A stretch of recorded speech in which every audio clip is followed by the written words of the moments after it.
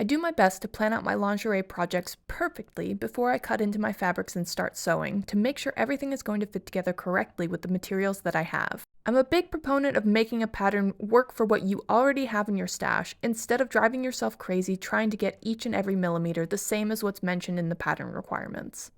And most of us have probably experienced it when sewing our own lingerie that you have put all this work into planning and cutting and sewing, and then you get to the end and something is just a few millimeters off, and suddenly it seems like this thing you spent so much time on is not going to be wearable. In this case, I tried altering this pattern for the underwires that I have. The demi is too short on the front, and the everyday is too tall on both sides. I was going to try to use the longer wire and even did this little hack in the front to make it work and still look cute, but the sides are way too short, and there was going to be no way I was going to get it in there. So I decided to cut it shorter. Have you tried this before? I figured out how much I needed to shorten it by taking into account some extra millimeters of breathing room on either side.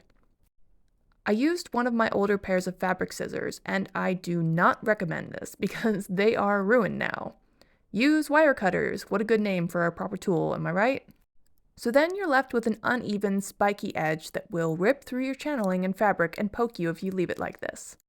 I've heard of a few different ways of sealing the ends of underwires, but I'm using this stuff called Plasti-Dip. It smells horrible. Please take all the necessary precautions when using it. You just dip the ends in and let it dry. Maybe multiple layers if you think it needs it. Now it fits perfectly and my project is saved. Once you find your preferred method for trimming and sealing your underwires, it opens up a lot of possibilities for different shapes and lengths that you can use, without trying to figure out where to buy the right size or type of underwire every single time. What do you think? Is this something that you would try?